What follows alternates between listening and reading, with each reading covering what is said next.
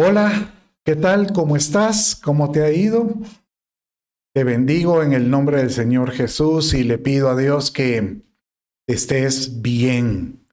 Dice que debemos de estar enriquecidos de su gloria. Eso quiere decir que su presencia habite en ti. Bien, vamos a entregar este discipulado al Señor. Lo vas a disfrutar. Hoy creo que es de aquellos temas que Dios marcó, que por medio de este tema Dios marcó mi vida y creo que puede marcar la tuya también. Cierra tus ojos y acompáñame. Padre, en el nombre de Jesús te doy gracias por darnos, Padre mío, la oportunidad de escuchar, estudiar y conocerte por medio de la palabra. Padre mío, enciende ese deseo en mis hermanos y te ruego, Padre mío, que sea hoy un día de revelación a cada uno. Amado Dios, gracias. En el nombre de Jesús, tu Hijo. Amén, amén y amén. Bien, acompáñame con este canto. Escucha la letra y trata de ponerle tu nombre en cada una de esas estrofas. Te va a agradar muchísimo. Dios te bendiga enorme.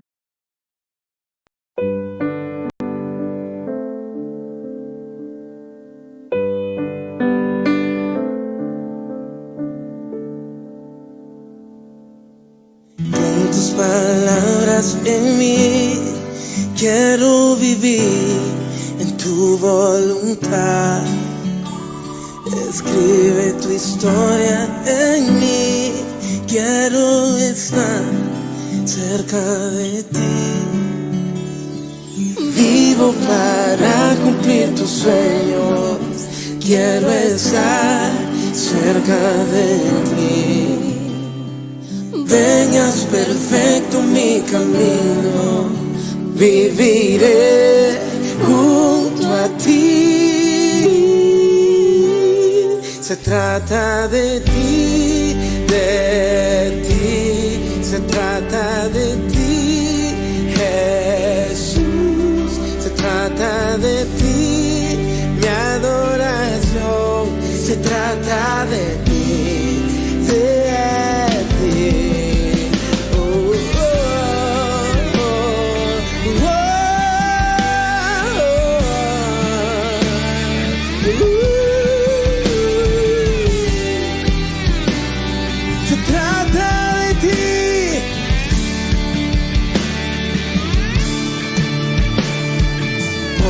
Palabras en mí, quiero vivir en tu voluntad. Escribe tu historia en mí, quiero estar cerca de ti. Vivo para cumplir tus sueños, quiero estar cerca de ti. Perfecto mi camino, viviré junto a ti. Se trata de ti, se trata de ti, Jesús. Se trata de ti, mi adoración. Se trata de ti,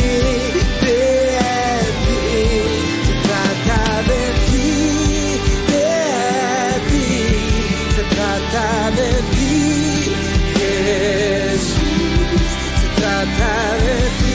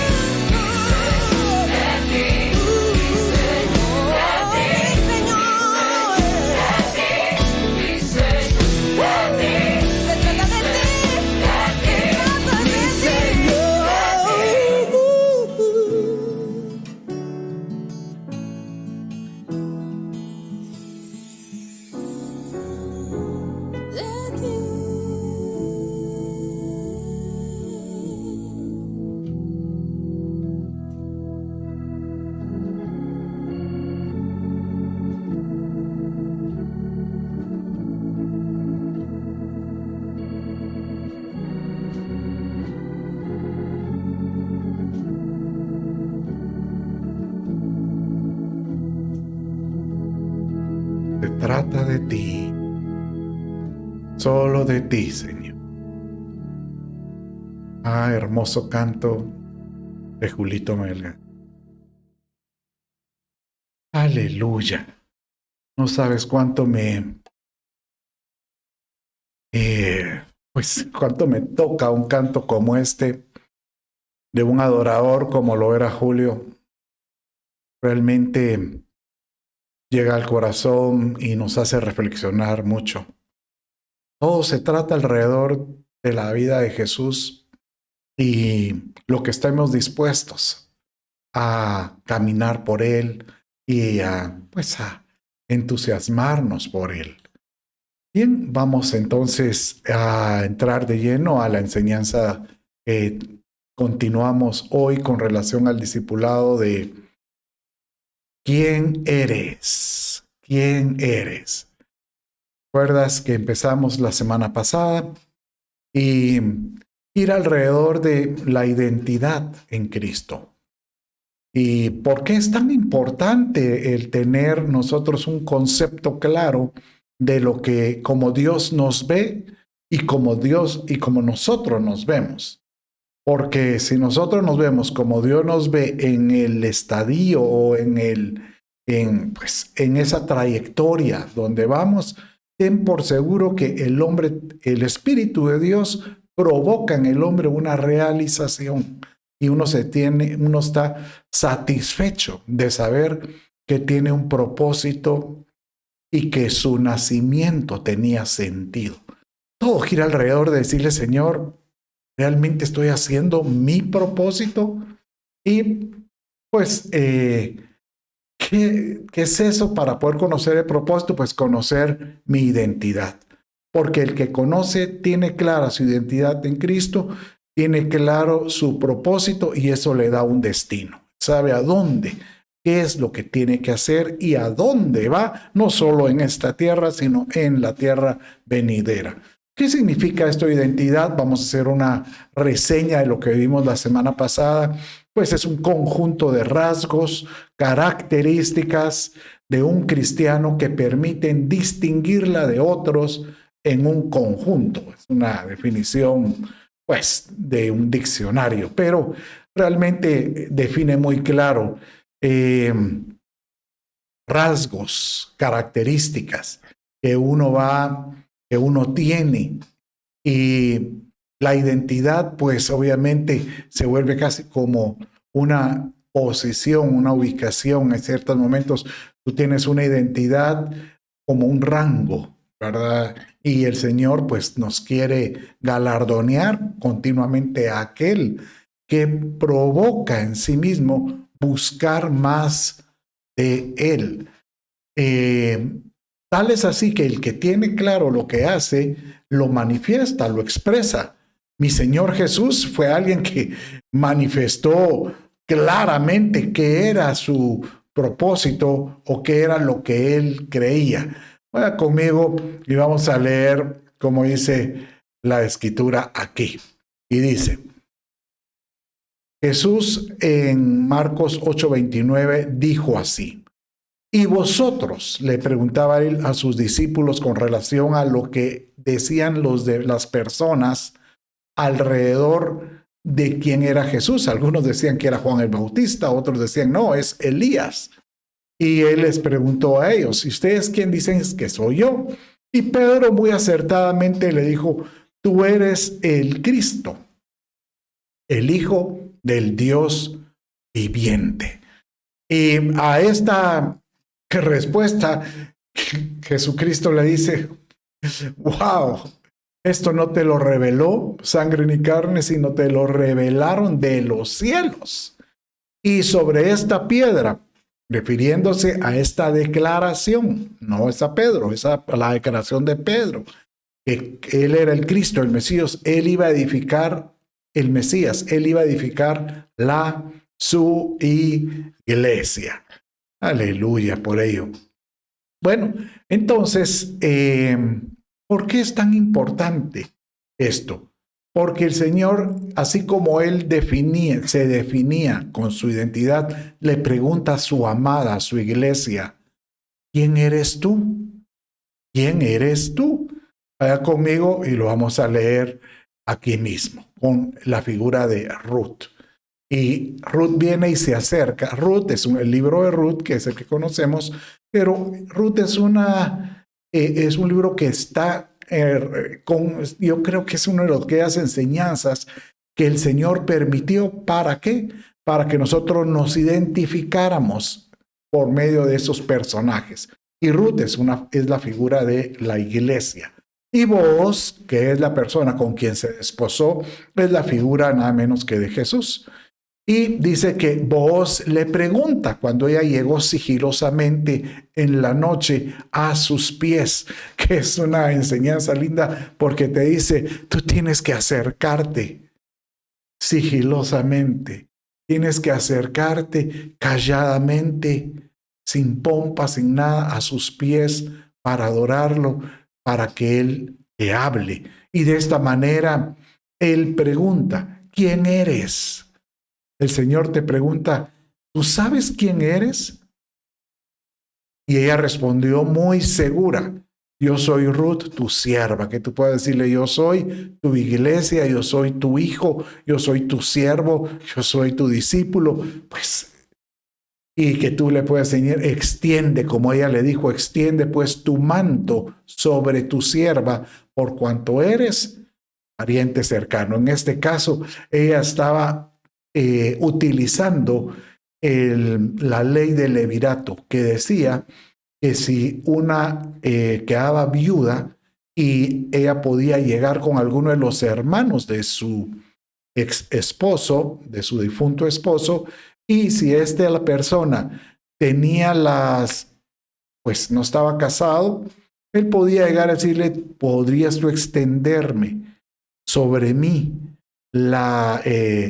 el darme ese manto de esposo con el fin de que yo pueda procrear y tener hijos y poder bendecir el nombre del Señor? Pero hay veces que cuando Dios no mira que la gente responda, Él tiene que, de una vez te dice, ¿qué está pasando? ¿Dónde estás? ¿Verdad? Y esto me recuerda que nosotros somos lo que somos. O sea, la identidad del Señor te mira a ti no por lo que tú eres, más bien dicho, por lo que tú haces, sino por lo que tú sabes que tienes en ese momento. Y esto te lo digo porque Ruth estaba en ese momento clara, sabía que ella tenía el derecho de buscar ese manto de Dios, que tú tengas hoy esa claridad y esa certeza de decir, yo sé que soy bendecido por Dios, por cuanto le amo, le busco, le anhelo y le deseo. Porque no va a ser que Dios venga un día y te tenga que preguntar, ¿dónde estás? No me has preguntado, no me buscas. ¿Qué te pasa? Y esto le pasó con Adán y Eva. Cuando Dios se acercaba con ellos continuamente, hay un momento en que Él baja y le tiene que decir, como le dice aquí en este verso, Génesis 3, 9 al 10, léalo conmigo. Dice de esta manera. Vamos a ver, aquí está, sí. Y el Señor Dios llamó al hombre, a Adán, y le dijo, ¿dónde estás? Y él respondió, te oí en el huerto y tuve miedo porque estaba desnudo y me escondí, ¿verdad? Entonces, supuesto, llega un momento en que aquel que se ha apagado, que ya no tiene ese deseo de buscar a Dios, tal vez se sienta acusado. Y el Señor siempre te va a estar diciendo, ¿dónde estás? O en este caso yo podría asegurar que esa pregunta era más que ¿dónde estás? ¿Hasta dónde has caído? ¿Cuál es tu identidad en mí? Porque el anhelo del Padre es que nosotros podamos ir desarrollando en Él una intimidad tal que podamos tener una identidad mucho más cercana a lo que Él es. Y esto es pues el verso que vimos la semana pasada, La senda del justo es como la luz de la aurora que va en aumento, en resplandor, que va aumentando en resplandor hasta que es pleno el día. Aleluya. Bueno, que tu vida vaya creciendo. Y vimos entonces estadios para que cada uno pueda conocer cómo podría él identificarse en ese caminar en Cristo Jesús. Y para esto, pues, vimos nada menos que este tipo de gráfica para ver diferentes estadios. O eres oyente, que ese fue el que vimos la semana pasada, creyente, y hoy vamos a ver uno que es el que más me entusiasma, y te voy a explicar por qué más adelante. Y después viene siervo, discípulo, siervo, amigo, que son escalas. Y por último, hijo. Aleluya. Y que tú puedas decir, yo ahorita me siento como estoy en el estadio de oyente. Entonces, que provoque en ti el anhelo de decir, bueno, tengo que seguir desarrollando para poder seguir acercándome a la estatura del Hijo. Ahora, usted dirá, como decimos la semana pasada, pero ¿acaso el que tiene en Cristo no es hijo? Sí. Recibir a Cristo por oír la palabra como oyente, tú te conviertes en un hijo legal, pero eso no te convierte en un hijo que reciba la herencia. Y la intención de este hijo, cuando ya llega a la madurez tal, es porque tiene tal madurez que puede administrar la herencia o lo que el Padre tiene pues para nosotros. Por ejemplo, hay ejemplos de que hay un hijo como el hijo pródigo, que el padre le entregó una herencia, pero aunque él era hijo, por ejemplo, pero no tenía la madurez. Entonces él era hijo legal, pero no tenía la madurez para poder recibir la herencia porque la despilfarró. Bueno, entonces, mis amados, hoy vamos a ver nada menos que el término discípulo. Y yo pues quiero hablarte un poco, quiero decirte por qué es tan importante. Yo siento en mi corazón que de esos estadios que hemos estado hablando, el de discípulo es uno de los más claves. Es como que si estuviera en el ombligo en la cintura de ese recorrido, pero es como que si fuera una culminación no de madurez, pero sí de compromiso. El que llega a ser discípulo es porque demostró que realmente ama. El que llega a ser discípulo hace su vida demuestra que está dispuesto a hacer cosas que se niega a sí mismo. Pero usted me dirá, ¿pero por qué me dice que es de los estadios más importantes? Porque cuando Jesús, mi amado, él resucitó y se reúne con sus apóstoles o sus discípulos, que así les llamaba, él viene y les enseña, pero cuando él está por ascender, él les da por casi sus recomendaciones por las cuales él vino y él los deja. Entonces él cierra su última enseñanza nada menos con esta ordenanza y se le llama la Gran Comisión. Y mire cómo viene. Por ejemplo, el domingo vimos que dentro de esa instrucción que él dio, él dijo, estas señales seguirán a los que creen. O sea, él ordenó que nosotros debiéramos de manifestar las señales del Espíritu Santo. Bueno, esto lo enseñé el domingo, pero quiero que vayas conmigo cómo es que introdujo él esta enseñanza. Bueno, entonces dice así, la Gran Comisión en Mateo 28, 19 al 20. Entonces dice así, id pues y haced discípulos de todas las naciones. Mire, aquí es importante porque él nunca dijo, vayan a ser oyentes a todas las naciones o por todo el mundo, o vayan y crean a todo, vayan a ser creyentes. No, él dijo, id y predicar este evangelio a toda criatura, obviamente. Pero cuando refirió a lugares geográficos, casi como decirte a todo el mundo, dice aquí, id pues y haced discípulos a todas las naciones, bautizándolos en el nombre del Padre, del Hijo y del Espíritu Santo. Y una de las características del discípulo es que recibe, dice, enseñándoles a guardar todo lo que os he mandado, como la característica del creyente que guarda la palabra. Y he aquí yo estoy con vosotros todos los días hasta el fin del mundo. Entonces, aquí muy interesante ver este detalle de discípulo. Porque usted dirá, ¿y por qué es tan importante? Y le voy a decir por qué. Uno, porque bueno, él ordena que hay que hacer esa labor de ir a formar discípulos a todo el mundo. O sea, esto ya nos da una categoría.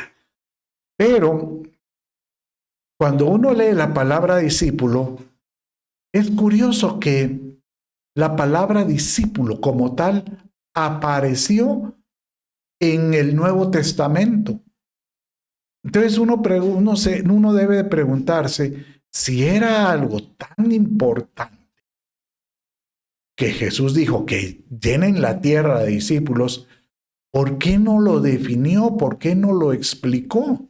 ¿Por qué no fue más preciso? Bueno, un discípulo se define de esta manera. No, sino que él cuando empieza hablando de los discípulos, da por sentado que esto ya es parte de ellos, como que si fuera algo cultural.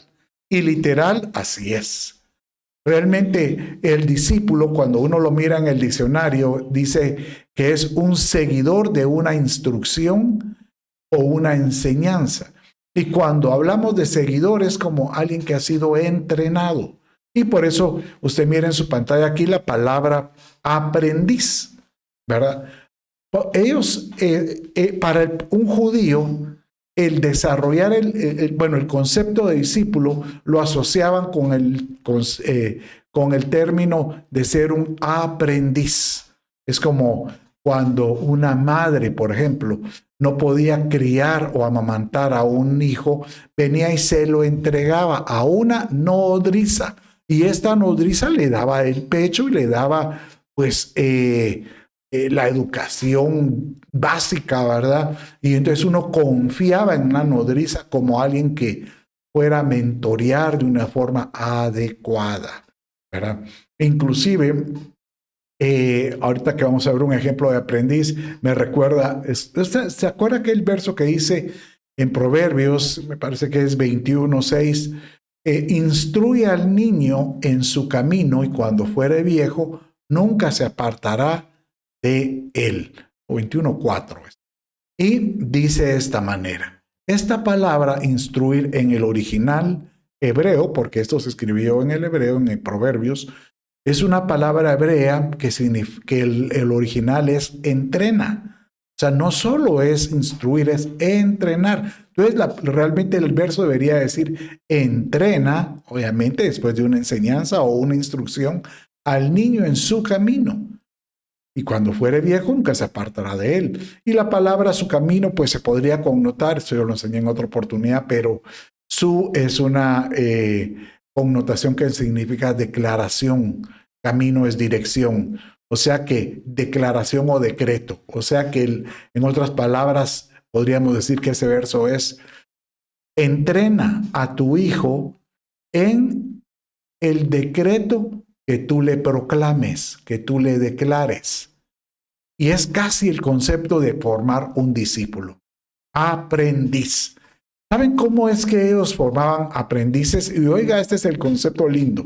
Porque un aprendiz o discípulo, ellos venían así, por ejemplo, ellos eran muy rituales en el concepto de decir de que si el padre era panadero, pues la familia, los hijos iban a hacer la labor del padre, panaderos. En el caso de Jesús se le asociaba con la carpintería porque su padre José, él era un carpintero. Entonces, si por ejemplo tomemos el ejemplo hipotético de José, que él tenía sus hijos y ellos iban a aprender la labor de carpintero. Pero venía otro de sus hijos, que tuvo después, posteriormente, que menciona la Escritura. Y uno de sus hijos dijo, yo quisiera ser padre herrero. Entonces, la forma como él podría enseñarle esa labor no era que él se iba a convertir en herrero, no. Él venía y le iba a tocar la puerta, al herrero de la misma localidad donde él estaba. Y le decía de esta manera, mi hijo quiere ser un herrero. ¿Podrías tú tomarlo como aprendiz o discípulo? Eso significaba que el herrero tenía que meditar su respuesta y saber que si él tomaba a ese niño como aprendiz era como tomarlo como un hijo espiritual, llamémosle. ¿Y por qué? Porque se tenía que regir a las normas de ese hogar, se tenía que regir a la forma de vida del herrero para que conociera, no solo que conociera, por ejemplo, la forma de agarrar un cincel o algo para doblar un metal, no, sino para que él pudiera vivir la vida del herrero. Y el padre sabía que si se le confiaba, él iba a adquirir esa cultura del herrero. Ahora, entre los judíos era muy habitual el tener ese compañerismo. Yo te voy a prestar a mi hijo para que lo formes, yo puedo formar al tuyo también. Entonces, de esa manera, cuando pasaban los años, tal vez no tal año, los meses, este niño aprendía a negociar cómo comprar el metal, cómo vender el metal, cómo agarrar los herramientas para forjar el metal y se convertía en un buen aprendiz o un seguidor para poder hacer las cosas correctas como él. Y cuando leo la palabra seguidor, ¿sabes? Me viene a la mente que el mismo Señor Jesús, aunque Él no dijo, esto es un discípulo, pero Él dio las características de aquel que estaba dispuesto a ser su discípulo. Y lo dio en varios versos. Por ejemplo, agarrando del término seguidor, porque si estamos hablando que un discípulo es el que sigue el entrenamiento, sigue la instrucción del que lo está forjando o lo está formando, se convierte en un seguidor. Entonces mire cómo dice la Escritura en Mateo 10:32. Dice de esta manera. Por tanto, todo el que me confiese, dice el Señor, delante de los hombres, yo lo confesaré delante de mi Padre que está en los cielos. Entonces usted ahorita dirá, ¿y eso qué tiene que ver con ser seguidor? Porque para poder yo ser un discípulo, tengo que reconocer al modelo que yo quiero copiar, al modelo que yo quiero seguir. Y eso es una forma de confesar. Yo tengo que confesar sin vergüenza que yo soy un imitador, un seguidor de Jesús. Y por eso dice el verso que sigue, estamos en el verso 32, pero en el 38 dice de esta manera. Y el que no toma su cruz, o sea, el que no está dispuesto a negarse, a morir a sus cosas para poder seguirme, para poder confesarme y sigue en pos de mí, no es digno de mí. O sea, no es mi discípulo. El que ha hallado su vida la perderá y el que ha perdido su vida por mí la hallará. Miren, qué hermoso esto porque estamos viendo nuevamente que si algo quiere hacernos, nos está mostrando el Señor es que si el que llega a la altura de ser discípulo es porque está dispuesto a decir, yo quiero seguir a Cristo, yo quiero seguir sus pasos. No solo es oyendo y no solo oírlo y no solo decir yo guardo su palabra y la guardo en determinados momentos. No, el discípulo lo hace continuamente. Él dice, y yo tomo esa cruz, yo muero algunas cosas por el deseo pues de ser del que del que me tomó por hijo o por discípulo. Que tú puedas decirle, yo quiero ser un buen seguidor de Cristo. Y por eso es que cuando cuando ellos hablaban de los creyentes o de los cristianos, se referían más que de los creyentes, hablaban de los seguidores de este Cristo Jesús o de este camino. Así lo dijo Pablo cuando él estaba persiguiendo a la iglesia. Y Pablo estaba cuando él estaba pues en Cristo, obviamente, cuando él se llamaba Saulo, y el Señor así lo llama, Saulo, Saulo, ¿por qué me persigues? Él estaba cegado, obviamente, pero queriendo hacer la voluntad de Dios. Y él decía, hay que perseguir a los que siguen este camino. Mire cómo dice Hechos 9:2. Y le pidió cartas, hablando de Pablo, a las autoridades de Damasco. Y les pidió cartas para las sinagogas de Damasco. Bueno, a sus autoridades para llevarlas a Damasco, así es. ¿Para que si encontraba algunos que, oiga esto, pertenecieran al camino? Hay otras versiones que dicen del camino, tanto hombres como mujeres, los pudiera llevar atados a Jerusalén. O sea que, nuevamente, un discípulo es aquel que está dispuesto a decir, yo camino en esta ruta, en esta senda. Y tengo otros caminos que eran mis deseos, mis anhelos, pero por amor al que me reclutó como soldado, yo estoy dispuesto a caminar en este camino. Qué lindo esto, ¿verdad? Porque nuevamente hacemos ver que el discípulo era un seguidor. Ahora, la pregunta era, como yo te digo, pero si era algo cultural, ¿quiere decir que venía esto desde los antiguos, o sea, desde antes del Antiguo Testamento? Claro que sí.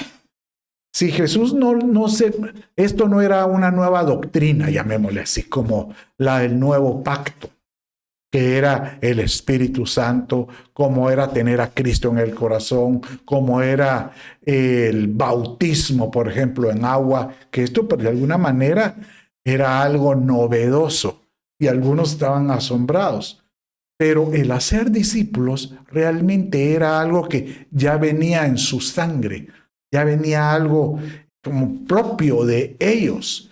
Y donde vemos, hay versos que hablan de esto, obviamente, pero uno de los versos que me hace ver mucho cómo es que el Señor, así como Jesús nos instruyó, nos ordenó de hacer discípulos, como lo vimos, que era como hacer hijos espirituales, el Señor nos muestra el ejemplo con los hijos naturales. O sea que de alguna manera, ¿cuál era la cultura? Que ellos tenían que hacer de sus hijos buenos discípulos, seguidores del que lo instruyó. Entrena al hijo, al niño en su camino, y cuando fuere viejo no se apartará de él. Entrena a tu hijo en el camino que tú le decretes o en la dirección que tú le decretes, y cuando va a ser viejo nunca se va a apartar de él, por supuesto. Y mira este verso que habla con relación a los hijos formados como discípulos. En Malaquías capítulo 2, verso 15, dice así la Escritura. ¿No hizo el uno? Aquí esta es una referencia en Malaquías capítulo 2 que habla sobre el matrimonio, sobre la definición, cuál es el objetivo o el propósito del matrimonio. ¿Cuál es el propósito del por qué yo estoy con esta pareja y nos hemos unido en un altar y tener hijos? Pues dice aquí, no hizo el uno, hablando de esta pareja, habiendo en él abundancia de espíritu, y porque uno. Si lo dice, pues uno tiene que leer los versos anteriores, porque dice, el objetivo del matrimonio es en una unidad, es porque buscaba, oiga esto, buscaba una descendencia para Dios. Guardaos pues en vuestro espíritu. Bueno, aquí, mire, este verso es tan revelador porque cuando uno mira la palabra descendencia para Dios, las palabras hebreas que se utilizan ahí es, descendencia es una especie de semilla, ¿verdad? O sementera, o es lo mismo como lo que el hombre cuando quiere hacer fértil o quiere pues concebir en una mujer, le deposita su semilla. Esa es la misma palabra, semilla, sementera. Entonces esto es lo mismo que descendencia. Pero cuando uno mira en la palabra hebrea, descendencia para Dios, la palabra que se utiliza es godly seed, o sea, una simiente divina.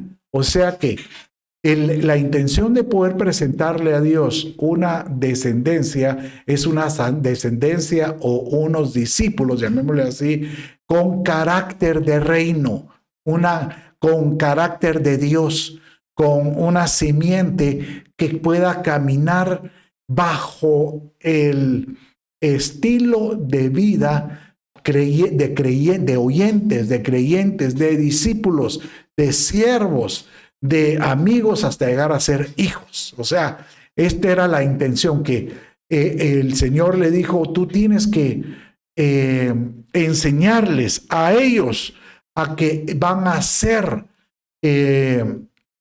para mí una descendencia que va a continuar en generaciones posteriores y con el carácter que Dios tiene. Y por eso es que una forma de poder preparar o formar estos hijos es que ellos, los patriarcas o los padres, más bien dicho, los padres, tenían que continuamente repetir las promesas, los estatutos. Y esto se los dijo el Señor. Mire cómo dice en Deuteronomio, capítulo 6 y 7, dice de esta manera.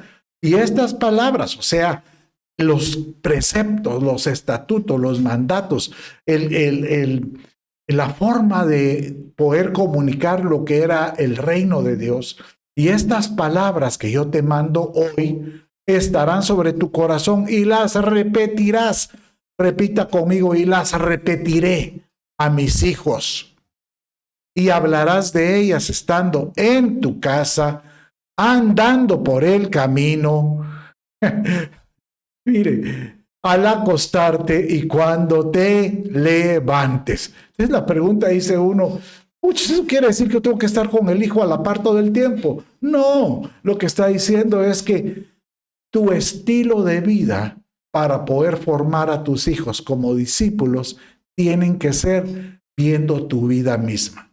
Como este aprendiz con el herrero, para poder aprender herrero no solo era de agarrar el cincel y el martillo, no solo era eso, era sencillamente ver cómo vive el herrero, porque si el herrero llegó a ser herrero por lo que es, y no por lo que hace, sino porque él es conocido por lo que es, yo quiero ser como mi Padre, como Dios quiere que yo sea como Él.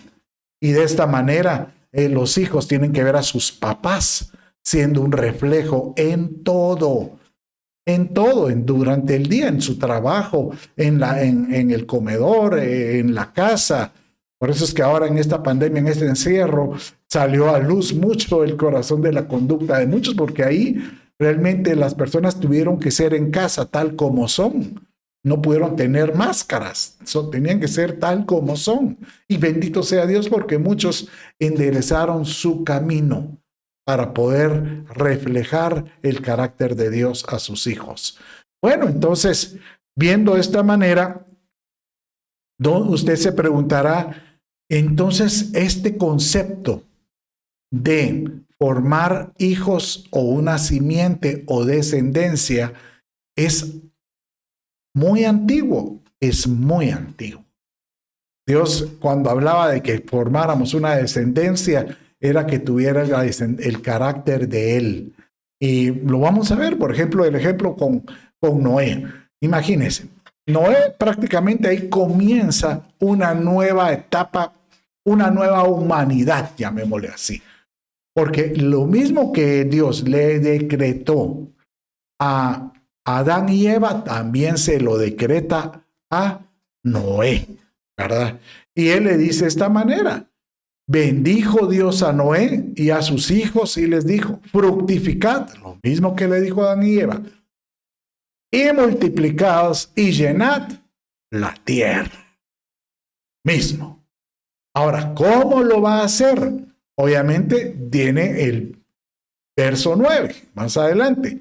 ¿Cómo poder yo desarrollar esto de poder fructificar, multiplicarse, llenar la tierra? O sea, no solo es de hijos, sino de que con el carácter de Dios, el establecer el reino. Entonces dice: yo establezco, he aquí yo establezco mi pacto con vosotros y con vuestros descendientes. Otra vez, esta palabra descendientes, con vuestra simiente, con vuestros discípulos. O sea que si tú estás dispuesto a formar discípulos de tus hijos y que estos los formen con sus hijos y de sus hijos con sus hijos, yo hago un pacto con ustedes, que mi reino será perpetuo, siempre, aún después de vosotros. Aleluya. Y donde él continuamente afirma esto, lo hizo con Abraham, de la misma bendición que él le dijo a Adán y Eva, que le dijo a Noé, que le dijo: tú vas a fructificar, vas a multiplicar y vas a llenar la tierra. Pues lo mismo le dijo a Abraham, por eso le cambió el nombre de Abraham, de padre exaltado, a Abraham, padre de multitudes. Eso significa Abraham, padre de multitudes. Pero mire cómo se lo dijo en Génesis 22, 18. En tu simiente, otra vez la palabra, en tu descendencia, en tus discípulos, en estos hijos que reciban los decretos, los estatutos que tú les repitas continuamente, serán benditas todas las naciones de la tierra por cuanto obedeciste mi voz. Aleluya. Miren, yo cuando leo esto solo puedo decir: o sea que si yo logro formar de mis hijos, o si yo logro hacer hijos espirituales, estos pueden bendecir el lugar donde trabajan. Claro que sí. Pueden bendecir su familia. Pueden bendecir sus relaciones. Léalo. En esa simiente, en esos discípulos, tú puedes ser benditas todas las naciones. Tú puedes bendecir todo lo que gira alrededor de ellos, por cuanto obedecimos la voz de Dios de a ir y hacer discípulos.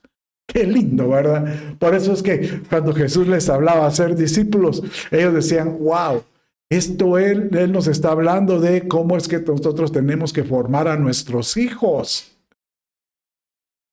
tal como nos enseñaron nuestros ancestros. No era una nueva doctrina, sino más bien era una forma de decir, bueno, tal vez complementar, porque Jesús nunca abrogó, sino complementó. Es como que si Jesús les hubiera dicho: bueno, ustedes han oído que ustedes tienen que hacer de sus hijos naturales discípulos, pero ahora yo os digo que en mí ahora ustedes van a poder hacer discípulos espirituales. Aleluya. Entonces, ¿qué tiene que hacer una persona? Es identificarse como un discípulo que ha recibido esa semilla para poder transmitirla y poder desarrollar una simiente, otros discípulos. O sea que todo gira que el padre, cuando está repitiendo lo que Dios ha establecido en su vida, porque lo ha guardado en su corazón y lo quiere establecer en el corazón de sus hijos, es como que se estuviera depositando una semilla. Y la intención es desarrollar, poner ahí la mejor semilla. Decir, yo te voy a dar la mejor enseñanza. Es como cuando tú estás escuchando este discipulado, óigalo, discipulado, porque quieres ser un buen discípulo. Entonces, yo me voy a esforzar porque tú recibas una buena semilla, una buena enseñanza. Y aquí pues quiero yo contar una experiencia que puse aquí de Almolonga. Mire, porque esto nos va a abrir los ojos con relación a la calidad de la enseñanza para poder nosotros ser mejores discípulos.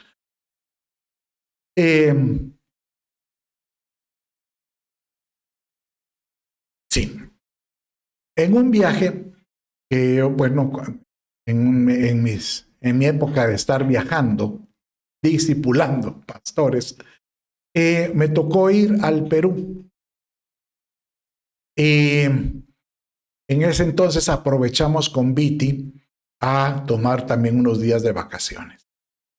Y cuando iba en el avión, me encontré a un amigo que era es uno de los ingenieros de una de las, llamémosle así, plantaciones que hay en Almolonga. Almolonga en Guatemala es conocido porque usted en ese lugar se asombraría de los frutos que salen de la tierra.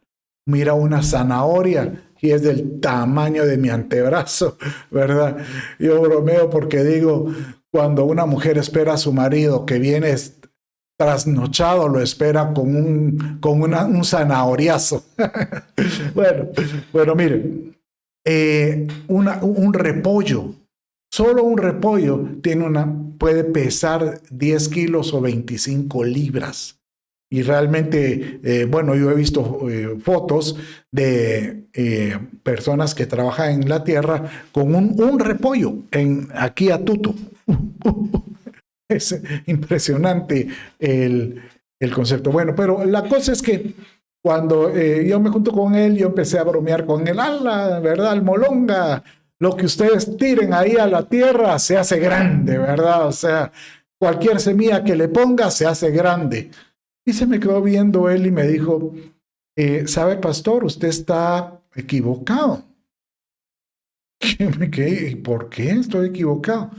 No, mire, nosotros sabemos que por cuanto hemos creído en Dios, si hemos oído de Dios, hemos creído en Dios y hemos hecho discípulos en esta tierra, hemos creado de esta tierra bendita. Donde nosotros, por cuanto hemos forjado de Almolonga un lugar de Dios, sabemos que la tierra es bendecida por Él. Entonces, como sabemos que es una tierra bendecida, nosotros nos hemos provocado por ponerle la mejor semilla. Entonces usted mira, esas zanahorias, la semilla viene de Alemania. Usted mira esos repollos, creo que me dijo Holanda, pero me mencionó diferentes países y él me dijo, ahorita yo voy al Perú porque en el mundo, en Perú es donde hay mayor variedad de papas. Por cierto que hay como 130 variedades. Y yo ya estoy haciendo ensayos allá. Y en este viaje ya voy a seleccionar cuál es la mejor papa que voy a traer para mi país y poder tener una papa de calidad. ¿Por qué? Por cuanto hemos predicado este evangelio, porque hemos bendecido nuestro lugar donde vivimos y sabemos que la tierra es bendecida, requiere la mejor semilla. Aleluya. Entonces, cuando él me dijo esto, sabes, me voló la cabeza porque ahí entendí este verso que vamos a ver adelante cuando Jesús decía,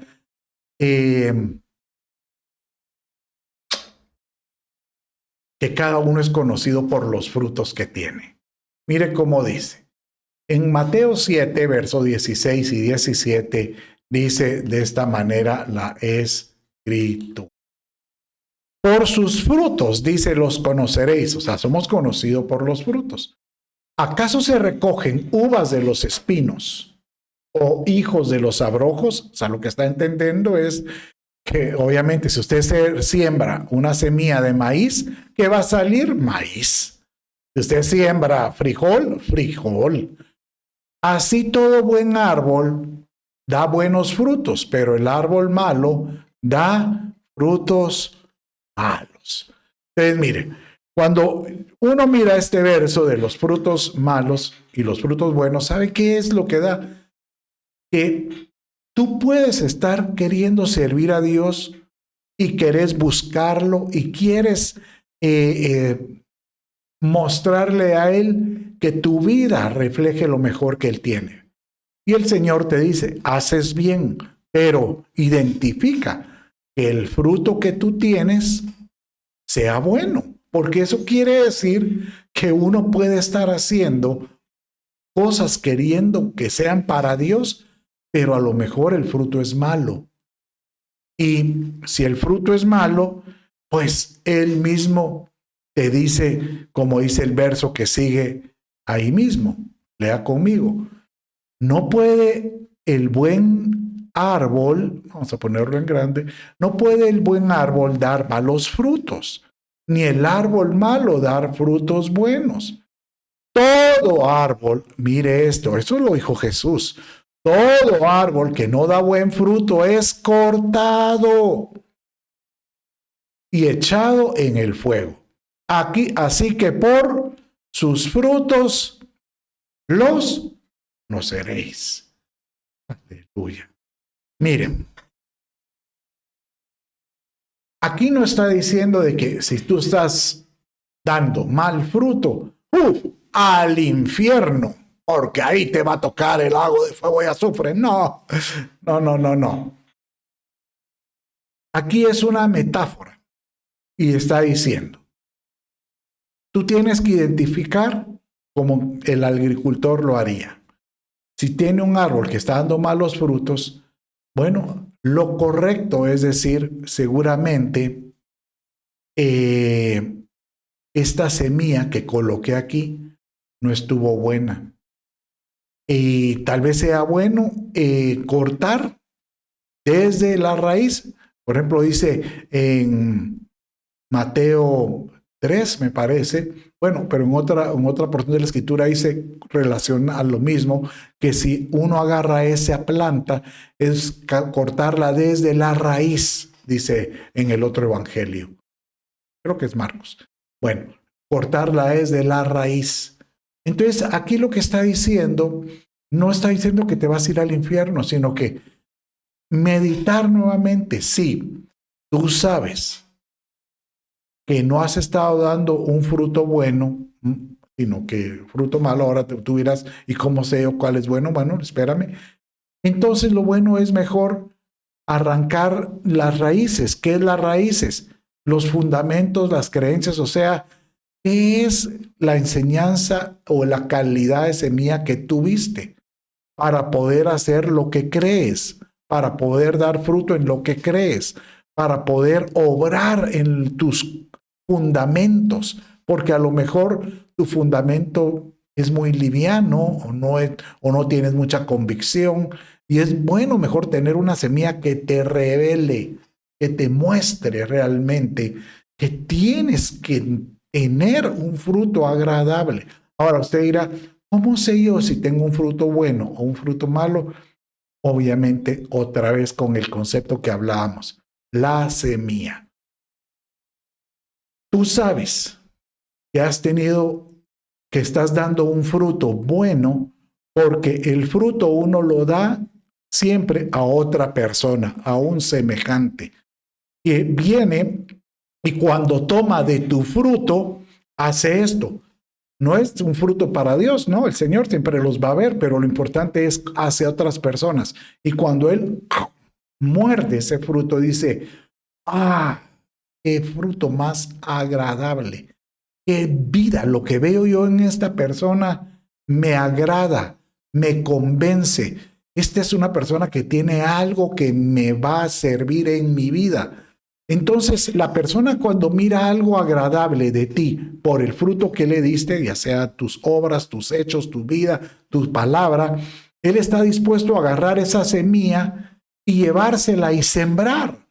Y dice, yo quiero otra vez, yo quiero disfrutar de esa palabra, de eso que él me dio, lo quiero deleitar. Y la única forma que puedo hacer para deleitarme es sembrar esa semilla y esperar a que dé fruto en mi vida, o sea, sembrar esa palabra en el corazón y esperar a que empiece a dar fruto para que esta persona pueda hacer lo mismo que tú hiciste en ella lo haga en otro más. O sea que la única forma de saber que tu fruto ha sido bueno es cuando tú sabes que has logrado formar un discípulo porque éste te ha seguido, ha aprendido, ha sido instruido, ha recibido tú has sido su aprendiz de él, tú has sido su nodriza porque ha sido alimentado por lo que tú le das. Puede ser tu hijo, puede ser un amigo, pues no necesitas ir a la iglesia, puede ser alguien a quien tú le estás hablando de Cristo, del Señor, y está siendo formado por lo que tú le das. Y te das cuenta que el fruto es bueno que tú le diste en él, porque de repente tú te das cuenta que lo mismo que tú le hiciste, él ya lo está haciendo con otra persona. Entonces, en el momento que este otro ya está dando del fruto que le sembraste en alguien más, ahí convierte en tu semilla buena o en tu fruto bueno. Y de esta manera te puedo asegurar en gran manera que el Señor te va a decir, buen siervo fiel, en lo poco me has sido fiel, en lo mucho te pondré.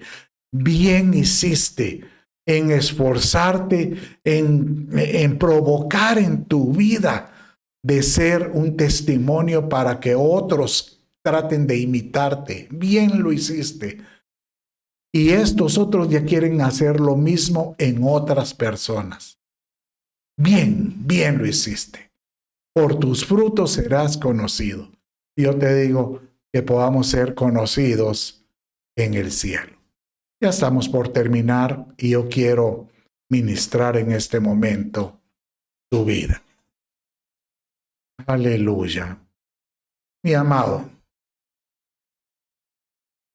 la pregunta es, Padre mío, ¿tienes tú discípulos? ¿Tienes tú alguien a quien tú puedas decirle, Señor, yo quiero formar a alguien? Pero el Señor te dice, primero tienes que ser tú un discípulo. Porque la orden es que todos podamos formar discípulos en todos lados. Y que tú hoy, pues, delante de Dios, puedas pedirle a mi Señor que Él te bendiga y Él te pueda decir, quiero ser útil para ti, oh Dios. Quiero, Señor amado, úsame. Te lo pido en el nombre de Jesús. Úsame. Ahí donde estás. Dile al Señor, úsame. Úsame, Señor. Quiero ser alguien al cual yo pueda ser formado, instruido, y yo pueda formar a alguien. Padre, en el nombre de Jesús, escucha el clamor de tu Hijo. Yo te pido que lo bendigas y que desde ya, Señor, lo levantes como discípulo, lo formes y pueda, Padre mío, él formar a otro. Y ya lo bendigo en el nombre de Jesús, tu Hijo. Amén, amén y amén. Bendición.